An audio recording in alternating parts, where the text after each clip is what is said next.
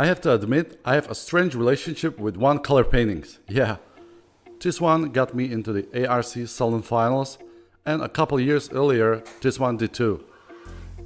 So I may be the only painter who built part of his career with just one color. Do you wanna know why? I'll tell you. Sometimes the best way to build a world full of color is to begin with just one.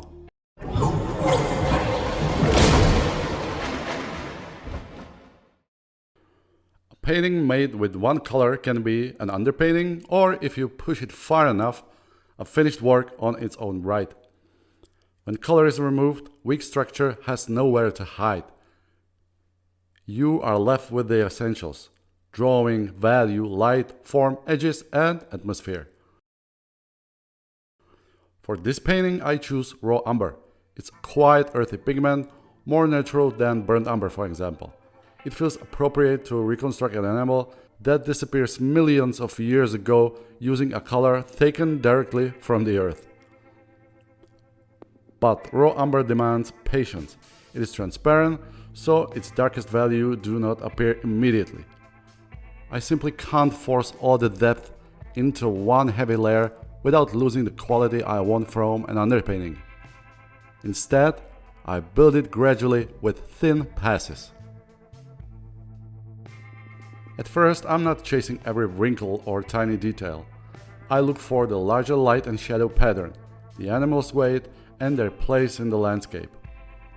Later, I deepen selected shadows, improve transitions, correct shapes, and allow the details to emerge. I never decided an underpainting must have 2 layers or 3. The number is not important. The painting itself tells me when another pass is needed. And additional layers does not mean the previous one failed. It's simply another step toward clarity. Color receives most of the attention in painting, but value does much of the real work. If the values are weak, beautiful color will not rescue the image.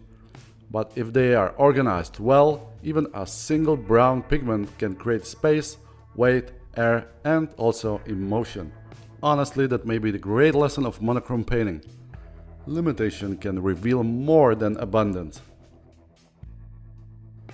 A platybelodon looks kinda complicated.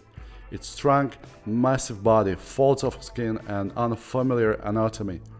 But beneath all the detail are simple forms responding to light. The trunk is related to a cylinder. The body is built from larger masses, and every form turns from light into shadow according to the same basic principles. Once the form is understood, the details have somewhere to belong. Without form, texture is only decoration. But when value creates volume, a few carefully chosen marks can suggest an entire surface. Edges are just as important. Some should hold the viewer's attention, others should soften, recede, or disappear. This hierarchy creates depth and guides the eye. Nature does not outline every object the same, and a painting should not either. My reference for this painting came from a researched 3D model, but its lighting was completely different from the sunset I imagined. So I had to understand the anatomy and rebuild the light for my own scene. The reference gave me information, but it could not make the artistic decisions for me. A reference can tell you what something is. It cannot decide how it should live inside your painting. The painting is still only umber, and several color layers will eventually cover much of what you see. But that does not make this work temporary. The underpainting is the architecture beneath the surface. It may become less visible, but it will continue to control the light, depth, and unity of everything placed above it. Yep, my mates, that's right. The strongest part of a painting is often the part the viewer never consciously notices.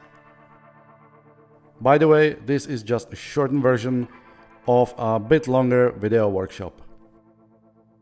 If you want to see the complete process, the materials, layers, and full technical explanation, you can find a full-length tutorial on my Patreon. I also created a downloadable companion guide so you can revisit the key ideas while working on your own painting. For this video, I wanted to share the larger idea behind the method.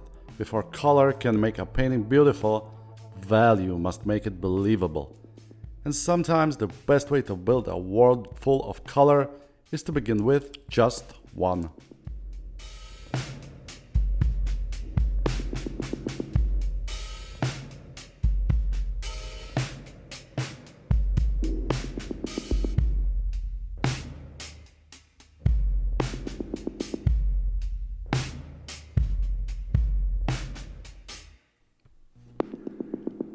And that's all for today, my mates. If you would like to see the full version of this process, you can join my YouTube channel membership, Old Masters tier, where you will find this complete video workshop along with many others I've created for you.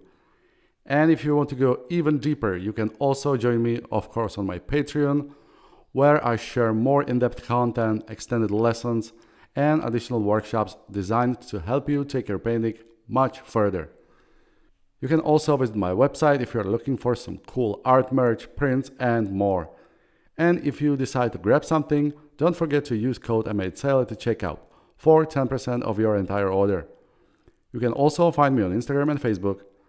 Thanks for watching, my mates, and see you in another vid. Bye bye.